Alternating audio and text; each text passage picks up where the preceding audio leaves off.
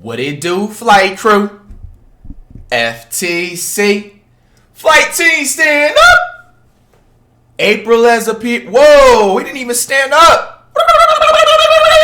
What it do, flight crew? FTC. Flight team stand up. April has appeared. My content is still top tier. How dare we not stand up? Thou shall never not stand up when you hear the intro. Yeah, I'm talking to you in the back. You haven't been standing up for the last 15 days. We got Jimmy High Roller! These regular guys challenged an NBA player and instantly regretted it. Let's check it out! Have you ever watched an NBA game and thought to yourself, you know, under the right circumstances, if I maxed out all of my abilities and put all my efforts into this sport, I think I could play in the league. Duh, that's me all the time, and it's facts. I'm sure we've all had this thought before. We all love the game, and we'd all love to play it at the highest level. But for 99.9% of us, this dream will forever remain just that.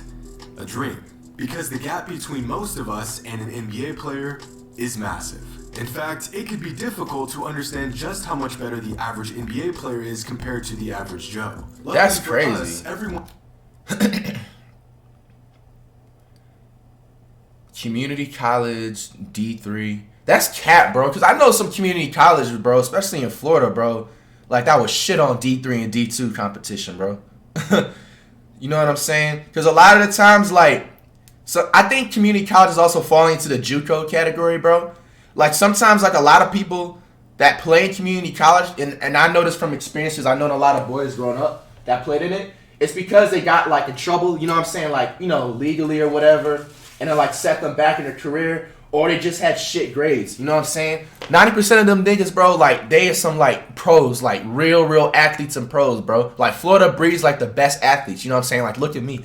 So it's just, like, I feel like community college should be where D2 is at, bro, to be honest with you. I don't like this ranking right here. Take the time to show us just how much better they really are. A few weeks ago, a high school basketball player challenged Brian Scalabrine, former NBA player and basketball GOAT, to a game of one-on-one. Nah, bro, if you lose to Brian Scalabrine, bro, that he even bet his own shoes on the game.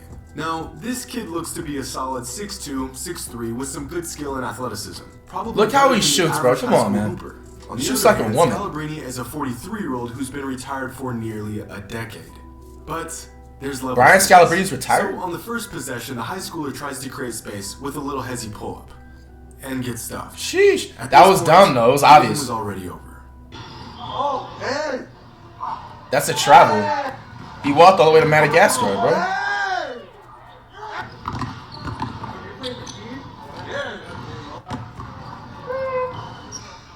He called game and ended up 11-0. You got 11 zip by Brian Scalabrine. Why would you even post that on your TikTok, bro? That's shitty content, bro. Imagine not scoring against a player, an NBA, like, not even just an NBA player, like another basketball player. You challenge your damn self, bro. Couldn't be me. Minutes of the kid's life. Couldn't be me, bro. You didn't even score shit, bro. 2-0.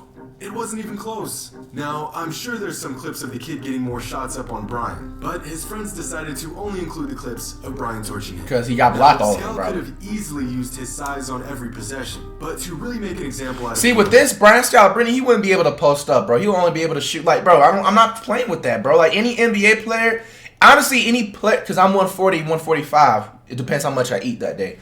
If you're over the weight of 200 pounds, bro, you're not posting up, bro. It's illegal at that point. Like, it's not fair. He got into his Anybody that's 200 pounds and up or 20 more pounds over my weight is not posting up. They're not allowed to. I don't care. 9 years removed from the NBA. Brian wasn't even an average NBA player. No offense to the man, but when I tried to search up his stats on Basketball Reference, Brian was so low on the leaderboard that he didn't even come up. Damn, Ben Wallace is last? That's trying. It's only because of points. Ben Wallace is a legend still, though. And hundreds of players until I finally found old Brian on the last page of the league leaderboard.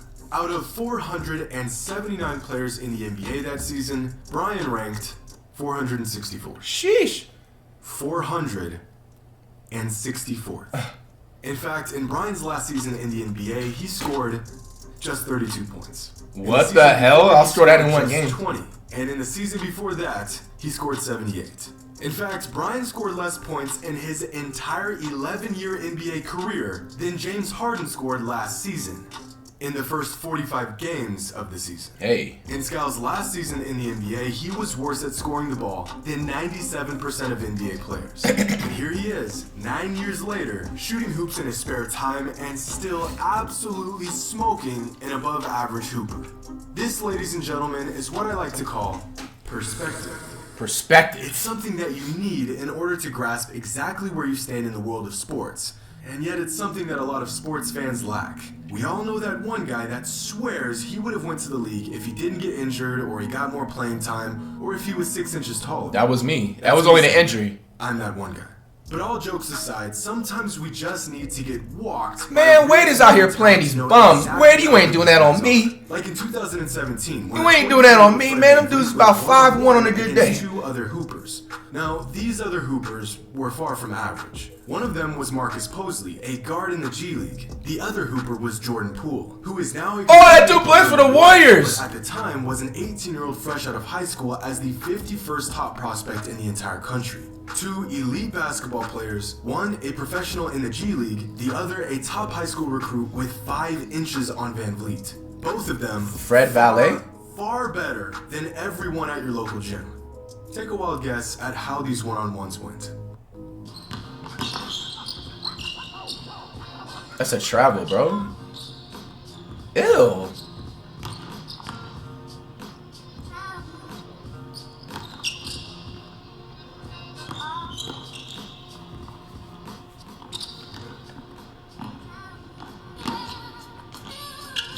This is sad, bro. FlightReacts is 5'2", bro. This dude is getting a shot swatted every single possession, bro. Come on, man. It went pretty much exactly how you would expect. VanVleet, going half speed, was still on another level. Just look at how easy he gets to his spots. He's not doing that on me, bro. Isn't even there. In a King's Court format, come on, bro. Let's be real. FlightReacts don't even look like a basketball player, bro. This dude looks like a junior varsity coach somewhere in the South, bro. I'm just being honest, man. He finished with 7, and VanVleet finished with 19, and didn't even break a sweat in the process. Look at this bucket here. Come on, dog. This man literally isn't even trying. Today, most fans know VanVleet as a killer point guard with a championship and a 54-point performance under his belt. Fake stats. In 2017, Fake stats. Fred was He didn't score 54, a bro. guy for the Raptors, averaging just 8 minutes and 3 points per game. This guy is 6 feet tall on a good day, can hardly get playing time in the league, and here he is completely sleepwalking through 2 elite basketball talents like it's nothing. They were not elite basketball talents, bro. What are you talking about? I'd like to say that for the most part, NBA players don't even give us average Joes the time of day. Only once in a blue moon do they bring their busy day to show some washed up hack just how delusional he is. But far more often, these pros don't even listen to the chatter. Well, all of them but Scalabrine. Brian doesn't just listen to us average Joes, he makes a show about it and proceeds to embarrass our fellow average brethren for the world to see. Hey, man, get me on there, bro. Seriously. What the heck? I mean, I guarantee this will be the most engagement and views you would get on that show, man. Hey, y'all go spam a Scalabrini, bro. I'll go up there and drop him one-on-one, bro. You know what I'm saying? This is it, bro. It was a real thing.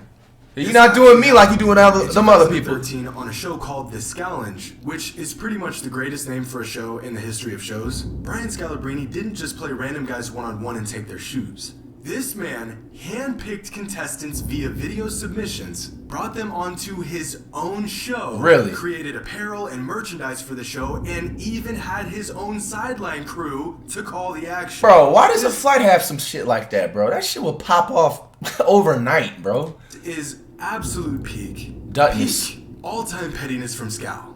And I love it. Imagine sending a video to a former NBA player, calling him out on his game and saying you could beat him, and probably assuming you won't actually get picked. And then next thing you know, you're suited up in a gym checking the ball up to a 6'8" NBA champion. Now, some of these video submissions were complete satire, but for every guy trying to crack some jokes, there was a hooper who actually felt like he had a chance against Scal. The 3 contestants he chose were Matt Tomaszewski, Rich Morantis, and Jake Fay.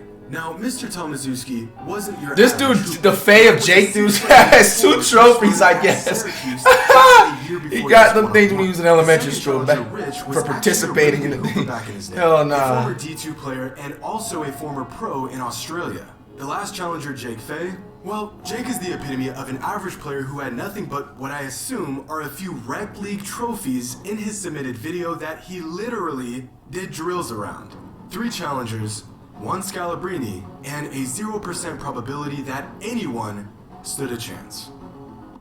Matt Tomaszewski, a graduate of Syracuse, where he played basketball. Rich, it's a good size matchup. They're almost identical in physical appearance. I watched him in warm-ups. He can hit threes all day, but the question is, does he have the speed? Does he have the quickness to take on the Vanilla Godzilla? Elbows up. How about that? How about that? Positioning. Ooh. Big. That's a nice spin move. And he goes back for the three. Oh, red. Oh! It's an interesting strategy. Hey. Greeny, what a contest. Hey, seriously? Well, that went about as terrible as I thought it would. Let's see how Jake did. 11 to 3. Where I'm from, I'm called the Great White Hope. Because I wear hoop here. See, there ain't gonna be no hope. Oh, this guy's. Oh, he can dunk. Oh, okay. Well, that's not bad. All right. That's decent. Wow. I think this guy might be a keeper. And he got his trophy All now. around the trophy. His hands are too slow. I would rip that. Scout, what do you think? No, it's decent. Good athlete. This dude, he had an editing, bro, where he smacked the shot goaltending, bro. I'm sleep. Now he did it. He got fouled. Oh, that's just embarrassing. Oh! Ooh, the push off. There you go. Ooh, la. There you go. Go for the dunk, baby. Oh! Fade away. And this is being nationally televised, too? Shutout as he predicted, as he wanted. Brian Scalabrine takes out Jake Bay. Yep, pretty much what I thought. Rich, let's see what you can do. As much as I would have to guard him, he'd have to guard me. So you have chosen death. And one. Damn. Sad, bro. Bro, y'all making Brian look like fucking... You making Buddy look like Sean Kemp in his prime, bitch.